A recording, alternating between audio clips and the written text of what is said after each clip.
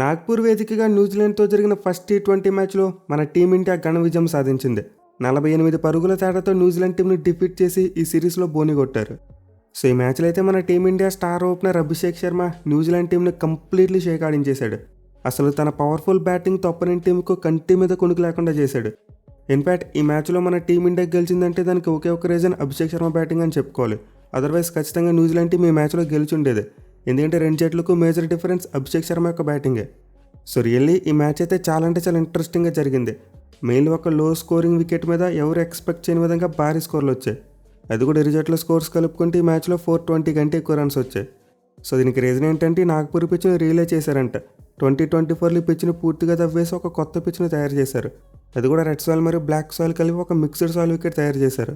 So దీనివల్ల pitch అయితే గతంతో పోలిస్తే బ్యాట్స్మెన్కు కాస్త అనుకూలంగా కనిపించింది. బట్ అగైన్ మ్యాచ్కి ముందు ఫస్ట్ లుక్లో చూసుకుంటే మాత్రం అంత బ్యాటింగ్ ప్యారడైస్లో అనిపించలేదు.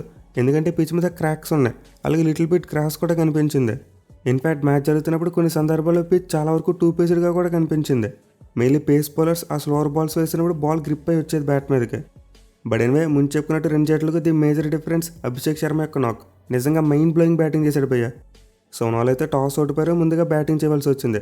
అండ్ టీం చూసుకుంటే మన వాళ్ళు బ్యాటింగ్ హెవీతో వెళ్ళారు. అంటే నెంబర్ 8లో హర్షిత్ రాణాని ఆడిస్తారేమో అనుకున్నాం, బట్ శివం దూబేని ఆడించారు. అండ్ ఆల్సో మన వాళ్ళు మ్యాచ్ కోసం ఇద్దరు స్పిన్నర్స్ని మాత్రమే తీసుకెళ్లారు. ఇది కొంతవరకు సర్ప్రైజ్ చేసిందే. బట్ ఎనివే ఈ బ్యాటింగ్ డెప్త్ ఉండడం అనేది మనకి టాప్ ఆర్డర్ ప్లేయర్స్కి చాలా హెల్ప్ చేసిందని చెప్పుకోవాలి. మరి ముఖ్యంగా మన వాళ్ళు స్టార్టింగ్ నుండి చాలా అగ్రెసివ్ గేమ్ ఆడారు. సో ఇనిషియల్గా ఫస్ట్ 5 బాల్స్కి చూసుకుంటే ఎక్కువ రన్స్ రాలేదు. బట్ అభిషేక్ శర్మ 6th బాల్ని 6 కొట్టి విధ్వంసాన్ని షురూ చేశాడు. అండ్ దెన్ ఆ తర్వాత చూసుకుంటే అతను ఎక్కడ కూడా వెనుతిరిగి చూడలేదు. ఒక ఎండ్లో సంజు శాంసన్ అవుట్ అయిపోయాడు, అలాగే ఇషాన్ కిషన్ అవుట్ అయిపోయాడు. పర్టికులర్గా సంజు శాంసన్ బ్యాటింగ్లో చూసుకుంటే అతని ఇనీషియల్ ట్రిగ్గర్ మూమెంట్ కాస్త డిఫరెంట్గా అనిపించింది. ఏదో డెత్ ఓవర్స్లో బ్యాటింగ్ చేస్తున్నట్టు చాలా డీప్గా క్రీజ్లోకి వెళ్ళేవాడు. ఇన్ఫ్యాక్ట్ అతని ట్రిగ్గర్ మూమెంట్ చూసుకుంటే బ్యాక్ ఫుట్ మీదకి వెళ్ళిపోయి ఆ షార్ట్ బాల్కి ప్రిపేర్ అవుతున్నట్టు క్లియర్గా తెలుస్తుంది. కానీ ఇలా బాల్ వేయకముందే బ్యాక్ ఫుట్ మీద వెళ్ళిపోవడం అతనికి బ్యాక్ ఫైర్ అయింది. జేమిసన్ బౌలింగ్లో అలాంగ్ ది గ్రౌండ్ ఆడవలసిన షాట్ను స్ట్రైట్గా ఫీల్డర్ చేతిలో కొట్టాడు. అంటే ఇషాన్ కిషన్ చూసుకుంటే వచ్చేరాగానే స్ట్రైట్గా మంచి లాఫ్టర్ షాట్ ఆడాడు. అలాగే తర్వాత మరో బౌండరీ కూడా కొట్టాడు. బట్ అగైన్ అతనైతే క్యారీడ్ అయిపోయాడు. మేలే జాకబ్ డఫ్ యొక్క ఎక్స్ట్రా బౌన్స్కి డిసీవ్ అయిపోయి తన వికెట్ని కోల్పోయాడు. అసలు మన టీమిండియాకి స్టార్టింగ్లో రన్స్ అయితే వచ్చాయి కానీ వికెట్లు కోల్పోయారు. బట్ ఇలాంటి టైంలో ఒక మంచి గేమ్ టర్నింగ్ పార్ట్నర్షిప్ చూసాం. సూర్యకుమార్ యాదవ్ అలాగే అభిషేక్ శర్మ ఇద్దరు కలిసి 3వ వికెట్కు 99 పరుగులు యాడ్ చేశారు. అది కూడా కేవలం 47 బాల్స్లో. సో ఈ పార్ట్నర్షిప్లో అయితే మోస్ట్లీ అభిషేక్ శర్మని డామినేట్ చేశాడు. మెయిన్ అభిషేక్ శర్మ ఆడిన నాక్లో మనం మెచ్చుకోవాల్సిందే అతని టెంపర్మెంట్ అలాగే బౌలర్స్ని రీడ్ చేసిన విధానం. నార్మల్గా చూసుకుంటే Abhishek Sharma down the wicket వచ్చి అగ్రెసివ్గా ఆడుతూ ఉంటాడు. పర్టికులర్గా ప్రతి బాల్ కూడా షార్ట్ ఆడడానికి ట్రై చేస్తాడు. కానీ ఇన్నింగ్స్లో చూసుకుంటే మాత్రం చాలా మెచ్యూరిటీ కనిపించింది భయ్య. అసలు అభిషేక్ శర్మ బ్యాటింగ్లో ఈరోజు ఒక డిఫరెంట్ యాంగిల్ చూసాం. బాల్ తన హిట్టింగ్ ఆర్క్లో ఉన్నప్పుడు ఎప్పట్లోనే బౌండరీస్ కొట్టాడు, ఎస్పెషల్లీ సిక్సర్స్ గట్టిగా కొట్టాడు. బట్ అగైన్ ఇలా సిక్సర్స్ కొడుతున్న టైంలో ఎక్కడ కూడా క్యారీడ్ అయిపోలేదు. మంచిగా స్ట్రైక్ రొటేషన్ కూడా చేశాడు. పర్టికులర్గా స్పిన్నర్స్ని రీడ్ చేసిన విధానం అయితే అమోఘమని చెప్పుకోవాలి. అసలు న్యూజిలాండ్ స్పిన్నర్స్కు అభిషేక్ శర్మకు బౌలింగ్ ఎలా చేయాలో అర్థం కాలేదు. ఎందుకంటే వాళ్ళు ముందుగానే మైండ్లో ఫిక్స్ అయిపోయేవారు Abhishek Sharma down the wicket వస్తాడని మనం కొడతాడని చెప్పి. దీనివల్ల షార్ట్ ఆఫ్ లెంత్ బాల్స్ ఎక్కువగా వేశారు. కానీ అభిషేక్ శర్మ ఏం చేసేవాడు, చాలా తెలుగుగా క్రీజ్లో డీప్గా ఉంటే ఆ కట్ షాట్స్ ఆడడం చూసాం. అట్ ది సేమ్ టైం ఆ కట్ షాట్ని ఫాలోఅప్ చేస్తూ మళ్ళీ ఫ్రంట్కి వచ్చి కొట్టేవాడు. అంటే న్యూజిలాండ్ స్పిన్నర్స్ని కంప్లీట్లీ కన్ఫ్యూజ్ చేసి పాడేశాడు. వాళ్ళు అభిషేక్ శర్మ స్టెప్ డౌన్ అవుతాడు, సో మనం బ్యాక్ ఆఫ్ లెంత్ బాల్ వేద్దాం అనుకున్న టైంలో అభిషేక్ శర్మ క్రీజ్లో ఉండి కొట్టేవాడు. వేరేస్ ఆ తర్వాత చూసుకుంటే అభిషేక్ అలానే క్రీజ్లో ఉండి ఆడుతున్నాడు కదా, సో మనం ఫుల్ బాల్ వేద్దాం అనుకున్న టైంలో అతను ఎదురుకొచ్చి కొట్టేవాడు. సో విధంగా అభిషేక్ శర్మ అయితే న్యూజిలాండ్ స్పిన్నర్స్ని భలే మ్యానిపులేట్ చేశాడు పోయా. దీనివల్ల జనరల్గా చాలా మంచి ఫామ్లో వాళ్ళ ఇద్దరు స్పిన్నర్స్ కూడా ధారాళంగా పరుగులు తీసుకున్నారు. ఇష్యూది 3 ఓవర్స్లో 38 ఇచ్చాడు, మిచెల్ శాంట్నర్ 3 ఓవర్స్లో 37 ఇచ్చాడు. అండ్ గ్లెన్ ఫిలిప్స్ వేసిన ఒక్క ఓవర్లో చూసాం చాలా రన్స్ వచ్చాయి. మెయిన్లీ ఓవర్ దగ్గర నుండి న్యూజిలాండ్ టీం చాలా వరకు డిమారలైజ్ అయిపోయింది. ఆ తర్వాత అభిషేక్ శర్మ వికెట్ పడే వరకు మళ్ళీ వాళ్ళు కంబ్యాక్ చేయలేకపోయారు. So real Abhishek Sharma New Zealand spinners ఆడిన విధానం అయితే మ్యాచ్కి టర్నింగ్ పాయింట్ అని చెప్పుకోవాలి. అతను కనుక వెళ్ళిగా వాళ్ళ మీద కౌంటర్ అటాక్ చేసి ఉండకపోతే మ్యాచ్ వేరేలా ఉండేది. In fact Abhishek Sharma counter attack చూసి మిచెల్ శాంట్నర్ చాలా లేట్గా బౌలింగ్ వచ్చాడు. ఎక్కడ లెఫ్ట్ ఆర్మ్ స్పిన్నర్ని తుక్కిరాక్ కొడతాడేమని చెప్పి ముందు ఇషోదికి బౌలింగ్ ఇచ్చాడు, అలాగే గ్లెన్ ఫిలిప్స్కి బౌలింగ్ ఇచ్చాడు. బట్ ఏం వర్కౌట్ కాకపోవడంతో మిచెల్ శాంట్నర్ బౌలింగ్ రాక తప్పలేదు. అండ్ శాంట్నర్ అనుకున్నాడు తన left arm spin Abhishek Sharma చితకొట్టి పడేశాడు. సో నాకైతే అభిషేక్ శర్మ ఆడిన ఇన్నింగ్స్ కంప్లీట్ ఫ్లాలెస్గా కనిపించింది. తను అవుట్ అయిన బాల్ అక్కడే కాస్త క్యారీడ్ అయిపోయాడు. అదర్వైజ్ మిగతా ఇన్నింగ్స్ అంతా చూసుకుంటే short selection absolute mind blowing, అలాగే టెంపర్మెంట్ మామూలుగా లేదు. ఇక స్ట్రైక్ రొటేషన్ విషయంలో అయితే అభిషేక్ శర్మలో ఒక కొత్త యాంగిల్ చూసాం. నిజంగా చాలా మంచి క్యాలిక్యులేటివ్ గేమ్ ఆడాడు. దీనివల్ల న్యూజిలాండ్ లాంటి టాప్ టీం కూడా చాలా తడబడింది. బట్ అయినా అభిషేక్ శర్మ అయితే సెంచరీ మిస్ చేసుకున్నాడు. మేలు ముందు చెప్పుకున్నట్టే క్యారీడ్ అయిపోయాడు. అప్పటికి సోది బౌలింగ్లో 2 సిక్సర్లు కొట్టాడు. మేలు అతను అవుట్ అయిన ముందు కొట్టిన సిక్సర్ చూసుకుంటే స్లాట్లో పడిన బాల్ 6 కొట్టాడు. దీంతో ఆబ్వియస్లీ ఇస్తోది లెంత్ వెనకలాగా వేస్తాడు. బట్ స్టిల్ అభిషేక్ శర్మ మళ్ళీ అలాంటి షాట్కి వెళ్ళిపోయాడు అండ్ మిస్ టైం అయింది. అది అభిషేక్ శర్మ బాల్కి బ్యాక్ ఫుట్ మీదకి వెళ్ళి స్క్వేర్ లెగ్ పై నుంచి ఒక పుల్ షాట్ ఆడుంటే వేరే రిజల్ట్ వచ్చిండేది. బట్ ఎనివే అతను ఆడిన ఇన్నింగ్స్ అయితే మైండ్ బ్లోయింగ్. 35 బాల్స్లో 85 రన్స్ కొట్టాడు. మళ్ళీ తన ఇన్నింగ్స్ ఏకంగా 8 సిక్సర్లు ఉన్నాయి. So real Abhishek Sharma batting అయితే మన టీమిండియాకి ఈ మ్యాచ్ని ఒంటి చేత గెలిపించి పెట్టిందని చెప్పుకోవచ్చు. అందులో ఎలాంటి డౌట్ లేదు.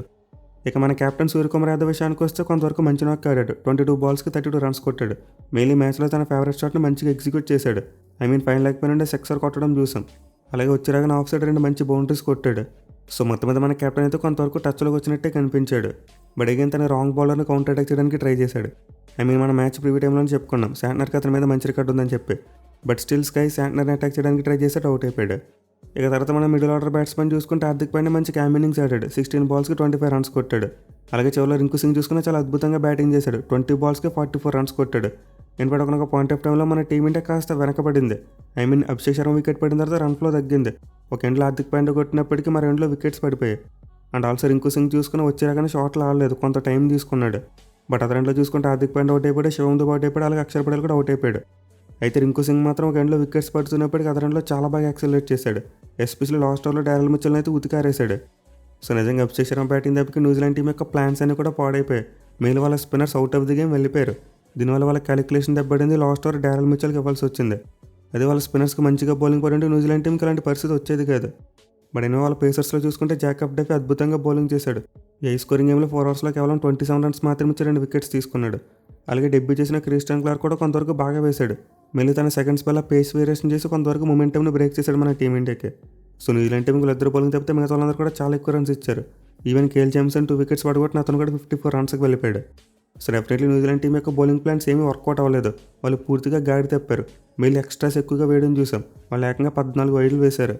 అలాగే ఫీల్డింగ్లో చూసుకుని అన్లైక్ న్యూజిలాండ్ టీం కనిపించింది మనకి, చాలా మిస్టేక్స్ చేశారు. సో న్యూజిలాండ్ టీం ఇలా పూర్తిగా తడబడడానికి ఏకైక రీజన్ అభిషేక్ శర్మ బ్యాటింగ్. వాళ్ళైతే ఎక్స్పెక్ట్ చేయలేదు అతని నుంచి అలాంటిదే. ఇక కివీస్ టీం యొక్క చేసింగ్ విషయానికి వస్తే స్టార్టింగ్లోనే దెబ్బడిపోయింది. వాళ్ళైతే ఒక్క పరికి 2 వికెట్లు కోల్పోయారు. అది కూడా 2 left hand batsmen away going డెలివరీస్ని చేసి అవుట్ అయిపోయారు. సో స్టార్టింగ్లో మన పేసర్స్కి అయితే చాలా మంచిగా స్వింగ్ లభించింది. At the same time behind the wicket చూసుకుంటే మన వాళ్ళ క్యాచింగ్ కూడా బాగుంది. సంజు శాంసన్ డైవ్ చేస్తే ఒక ఎక్సలెంట్ క్యాచ్ తీసుకున్నాడు. అలాగే తర్వాత అభిషేక్ శర్మ కూడా ఒక మంచి షార్ప్ క్యాచ్ పట్టుకున్నాడు. సో స్టార్టింగ్లో హర్షదీప్ సింగ్ మరి హార్దిక్ పాండ్యా ఇద్దరు కూడా చాలా బాగా బౌలింగ్ చేశారు. కానీ తర్వాత మాత్రం న్యూజిలాండ్ టీం చాలా బాగా కోలుకుందని చెప్పుకోవాలి.